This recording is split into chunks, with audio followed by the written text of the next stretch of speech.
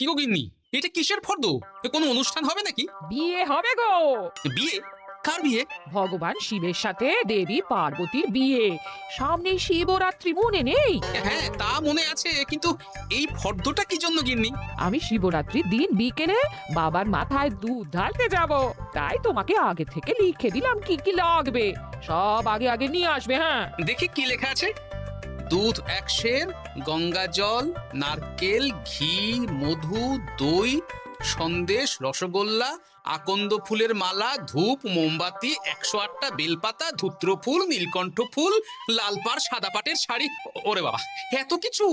হুম, এখন ওরে বাবারে মারে কিছু চলবে না, চলবে না। আর আগে থেকে লিখে দিয়েছি, আমি কোনো বায়না শুনবো না। হ্যাঁ, যদি না নিয়ে আসো তাহলে কিন্তু চলে যাব। হ্যাঁ, বলি, শিবরাত্রির দিন তো মেয়েরা বাবার মাথায় দুধ জল ঢালে বাবার মতন স্বামীর কামনায়। তা আমি তোমার স্বামী তো উপস্থিত, তাই এত কিছু। তোমার মঙ্গল কামনায় গো। তুমি আর বাড়তি কথা বলবে না, যা বলেছি সেদিন নিয়ে আসবে। হ্যাঁ, বেশ বেশ, ঠিক আছে বাবা, ঠিক আছে। তাহলে আমি এখনই যাই, সব দোকানে দোকানে বায়না করে আসি। সেদিন তো এইসব জিনিসের চাহিদা তুঙ্গে থাকে। হ্যাঁ, তা যাও, সেটাই বুদ্ধিমানের কাজ হবে। হ্যাঁ,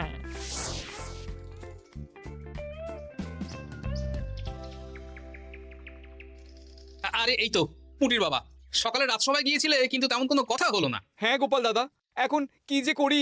ঠিক আছে ঠিক আছে, আমি দেখছি কি ব্যবস্থা করা যায়, বুঝলে। ঠিক আছে গোপাল দাদা, একটু দেখো, বুঝতেই তো পারছো অভাবের সংসার। হ্যাঁ হ্যাঁ, কোনো চিন্তা করো না।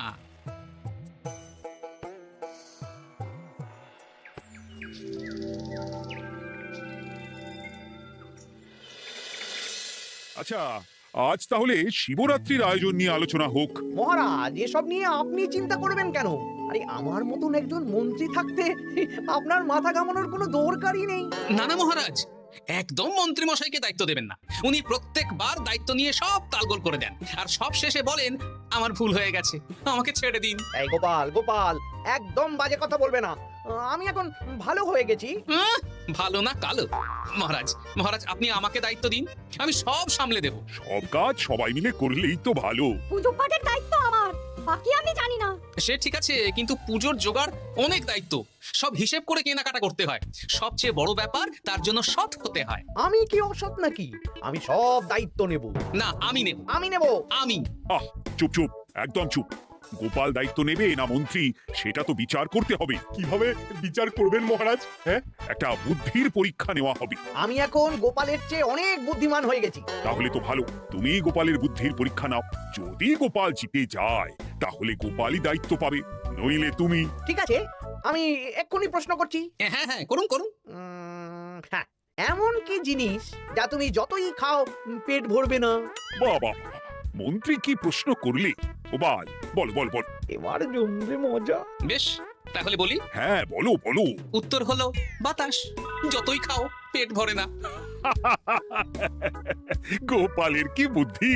ও মন্ত্রী মশাই, গোপাল তো প্রথম দানেই বাজিমাত করে দিল। হ্যাঁ, প্রথমটা তো সহজ ছিল। ঠিক আছে, এতই যদি বুদ্ধিমান হও তাহলে আরেকটা পরীক্ষা দাও। হ্যাঁ মন্ত্রী, বলো। এবার আপনারা একটু অপেক্ষা করুন, আমি আসছি।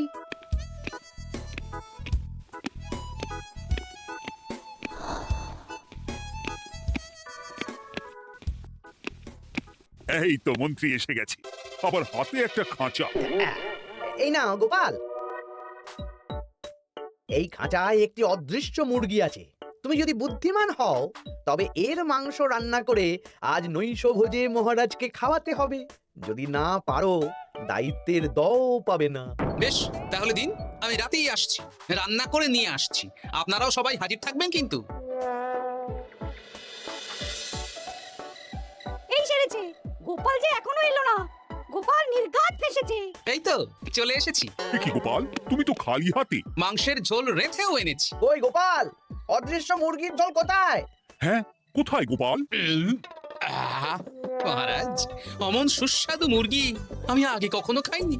আমি সেটা রান্না করে রাজপ্রাসাদের প্রধান ফটকের বাইরে রেখে এসেছি। মস্করা হচ্ছে? চলুন তো গিয়ে দেখি। হ্যাঁ, চলো তো।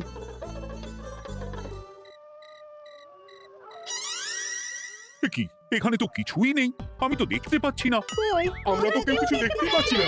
কোথায় কোথায় মাংসের ঝোল? আরে মন্ত্রী মশাই, অদৃশ্য মুরগি রান্না করলে ঝোলটাও তো অদৃশ্যই হবে। আপনি দেখতে পাচ্ছেন না, মানে আপনার মনে পাপ আছে, নইলে আপনার চোখের সমস্যা। মহারাজ তো ঠিকই দেখতে পাচ্ছেন, তাই না মহারাজ? এই রে, গোপাল তো মোক্ষম জবাব দিয়েছে। হ্যাঁ হ্যাঁ, চমৎকার ঘ্রাণ বেরোচ্ছে। মন্ত্রী, তুমি দেখতে পাচ্ছ না কেন? ইয়ে না মানে ঠিক আছে, ঠিক আছে, পাচ্ছি, দেখতে পাচ্ছি। একটু ঝাপসা লাগছে, মনে হয় চোখ দেখাতে হবে। তার মানে গোপাল তো মন্ত্রী মশাইকে পর দুবার হারালো। আর একটা সুযোগ দিন মহারাজ, শেষ সুযোগ। বেশ, দিলাম। গোপালের কিন্তু বিশাল বুদ্ধি। মন্ত্রী, দেখো তো তুমি পারো কিনা, আর এটাই শেষ সুযোগ। মহারাজ, গোপাল যদি এতই বুদ্ধিমান হয়, তবে ও কি বলতে পারবে কাল ভোরে আমার মনে প্রথম কোন চিন্তাটা আসবে? এটা তো খুবই সহজ কথা। কাল ভোরে আপনার মনে প্রথম চিন্তা আসবে মহারাজ যেন দীর্ঘজীবী হন এবং রাজ্যের উন্নতি হোক। এই সেরেছে, এবার তো মহা ফাপড়ে পড়লাম। আমি যদি বলি না, এটা আমার চিন্তা ছিল না, তবে মহারাজের কাছে করদান যাবে।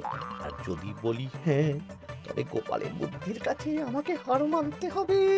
কি মন্ত্রী, বলো। হ্যাঁ, ঠিক বলেছ গোপাল, এটাই আমার চিন্তা ছিল। সাবাস গোপাল, সাবাস, কি তীক্ষ্ণ বুদ্ধি। তাহলে এই বুদ্ধির পরীক্ষায় বিজয়ী হলো গোপাল। জয় গোপালের জয়। তাহলে শিবরাত্রির পুজোর আয়োজনের দায়িত্ব এবার গোপালের। আমার আর কোনো চিন্তা রইল না। মহারাজ, গোপাল তো সব দায়িত্বই পেল, আমাকেও কিছু একটা দায়িত্ব দিন। আমিও একটা ঈশ্বরের সেবা করার সুযোগ চাই। আহ, তুমি তো হেরে গেলে। তাতে কি, ভালো কাজ করতে চাইছি, একটু সুযোগ দিন মহারাজ। বেশ, তাহলে তুমি গ্রামবাসীদের ভোগ প্রসাদ খাওয়ানোর দায়িত্বটা নাও। ধন্যবাদ মহারাজ। হ্যাঁ মন্ত্রী, মিলেমিশে কাজ করো, কিন্তু ঝামেলা করো না। না না, আমি সুষ্ঠুভাবে পালন করব। ঠিক আছে মন্ত্রী মশাই, তাহলে ওইটুকুই করুক, কিন্তু আমার কাজে কোনো বাধা দিতে আসবেন না। না না না, তোমার কাজে কোনো বাধা আসবে না। আমি ভোগ প্রসাদ বিতরণ, খাওয়া দাওয়া, এই সব ব্যাপারটা দেখব।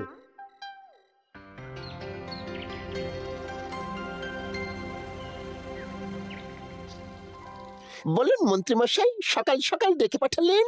শোন বটা ঘটা, এবারে শিবরাত্রি উপলক্ষে যে ভোগ প্রসাদ জনগণের উদ্দেশ্যে বিতরণ হবে, তার পুরো দায়িত্বই আমার। তাতে কি, মহারাজ আয়োজন করেন আর সব রাজ্যবাসী বিনামূল্যে খেয়ে যান। সেই প্রথা এতদিন চালু ছিল, কিন্তু এবার একটু অন্যরকম হবে। কিরকম কিরকম? তোরা দুজন আমার নাম করে সব গরিব প্রজাদের কাছ থেকে ভোগ খাওয়ার জন্য চাঁদা তুলবি। শিব পুজোয় চাঁদা? হ্যাঁ দাদা, না মানে ঘটা, খুব সামান্য। বাড়ি আর দোকানগুলোয় যাবি আর মাথা পিছু 1 আনা করে তুলবি, কেমন? বেশ, তারপর বলবি ঢালাও খাওয়ানো হবে, এলাহি আয়োজন। আচ্ছা ঠিক আছে। তবে ভুল করেও কোনো রাজসভাসদদের বাড়ি থেকে বা মান্যিগণ্যি লোকের বাড়ি থেকে এই চাঁদা তুলিস না যেন। না না, বুঝতে পেরেছি, তুলবো না। হ্যাঁ, বলবি সারা রাত পুজো হবে, পরের দিন সকালে হবে প্রসাদ বিতরণ, কেমন?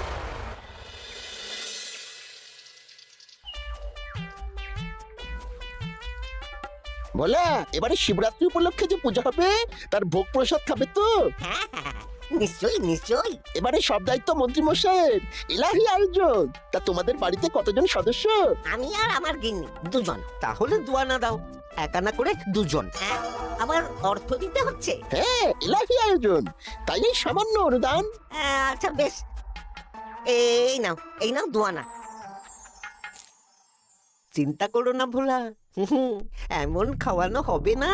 রাতের বেলা শিব পুজো আর পরের দিন সকালে জীব পুজো।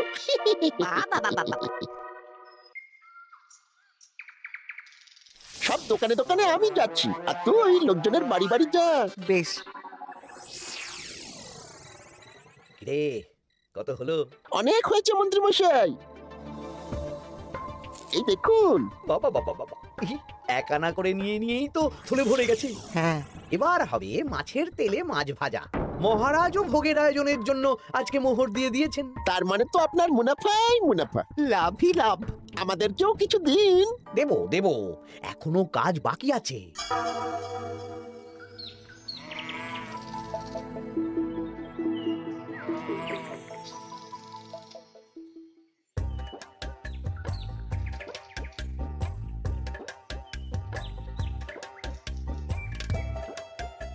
আরে গোপাল দাদা যে এত কিছু কি নিয়ে যাচ্ছ? এই তো শিবরাত্রির পুজো উপলক্ষে দশকর্মার বাজার রাজবাড়ি নিয়ে যাচ্ছি। এবারে তো এলাহি ভোগের আয়োজন, রাতের বেলা শিব পুজো আর পরের দিন সকালে নাকি জীব পুজো। মন্ত্রী মশাই দায়িত্ব নিয়ে খাওয়াচ্ছেন। না না, খাওয়ার আয়োজন তো এমন কিছু নয়। আমি যতদূর জানি ওই খিচুড়ি, আলুর দম, ছেঁচড়া, পায়েস, চাটনি আর একটা করে মিষ্টি। আর যতদূর জানি এই ভোগ খাবার জন্য সব গ্রামবাসী থেকে মাথা পিছু 1 আনা করে নিয়েছেন। হ্যাঁ, ভোগের প্রসাদ তো বিনামূল্যে। মন্ত্রীমশাই 1 আনা করে মাথা পিছু নিয়েছেন? হ্যাঁ গো, এরকম তো কথা ছিল না। আচ্ছা আচ্ছা, আমি দেখছি কি করা যায়। আমি দেখছি।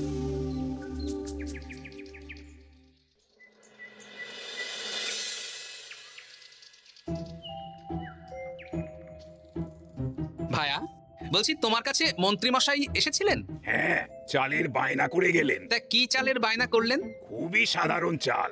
আমার দোকানে সবচেয়ে কম দামি চাল বলতে পারো। সেই চাল তো আমি পুজোর দিন পাঠিয়ে দেব বলেছি। আচ্ছা, কেনাকাটার রসিদপত্র? না না, সেসব হয়নি, শেষে দেব। শোনো, মহারাজের আদেশ, মন্ত্রীমশাই যে চাল বলেছেন তার থেকে 5 গুণ উৎকৃষ্ট মানের চাল দেওয়া চাই। যে চাল রাজা বাদশারাও খুব কম খান, সবচেয়ে দামি চাল। আচ্ছা, আর ডাল? ওটাও 1 নম্বর মানের সোনামুখ দেবে। বেশ। মন্ত্রীমশাই যা যা বায়না দিয়েছেন পরিমাণ এক থাকবে, শুধু জিনিসপত্রের মান বাড়বে। ঠিক আছে? আচ্ছা, ঠিক আছে। আর কথা মন্ত্রীমশাইকে জানানোর দরকার নেই, শুধু মোহরটা ওনার কাছ থেকে আদায় করে নিন। যেদিন খাওয়ানো হবে সেদিন বিকেলে যাবে, মানে শিবরাত্রির পরের দিন বিকেল। বেশ। নাও ধরো গিন্নি, যা যা বলেছিলে সব কিনে এনেছি। এবার আমি মন্দিরে গেলাম, কেমন? ঠিক আছে গো, তুমি কি ভালো। দীক্ষেতা, চললাম এখন ভিড় সামলাতে।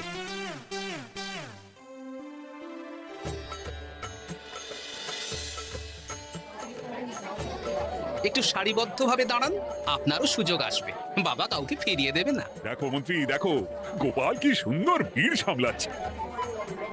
ওকে তো এই জন্যই দায়িত্ব দেওয়া। হ্যাঁ, তাই তো দেখছি। ওম নমঃ শিবায়। হে ভোলানাথ, দেবাদিদেব মহাদেব সকলের কল্যাণ করুন। জয় দেবাদিদেব মহাদেবের জয়। হে ভোলেনাথ মহেশ্বর, মঙ্গল করো বাবা। জয় বাবা ভোলাদেব মহেশ্বরের জয়। তা তোমার শরীর এখন কেমন?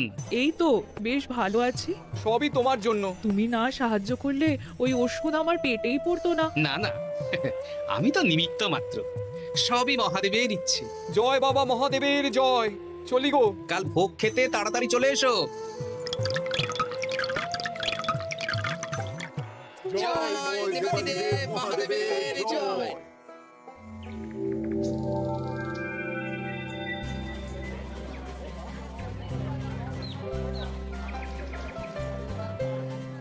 সত্যি মন্ত্রী মশাইয়ের ভোগের প্রসাদ পেয়ে মনটা ভরে গেল। কি সুন্দর রান্না, আর খাবারের গুণমান কি ভালো। তার উপর রসগোল্লা কত বড় বড়। এত বড় রসগোল্লা খাওয়া তো দূর, বাবার জন্মে চোখেও দেখিনি। এই সেরেছে।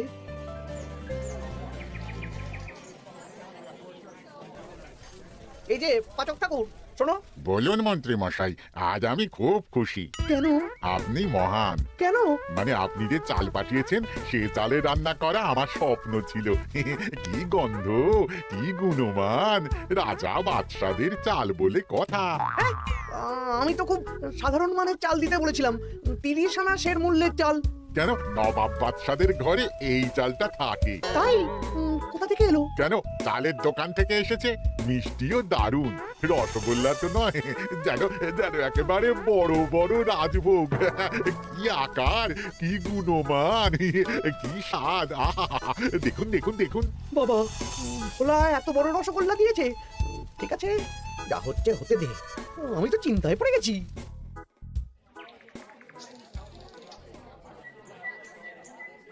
মন্ত্রী, তুমি কি করেছো? তোমার নামে তো সবাই সুখ্যাতি করছে। না না, এই আর কি। আমি যা অর্থ দিয়েছি এই আয়োজনের জন্য তো তার চেয়ে 5 গুণ বেশি মোহর লাগবে, কিন্তু তুমি কি করে করলে? মন্ত্রীমশাই সত্যি ভালো হয়ে গেছেন। দেখো গোপাল, দেখো মন্ত্রী সত্যি বদলে গেছেন। সবই তো জনগণের সেবার জন্য। কে জানে বাবা কি গড়বড় হয়ে গেল।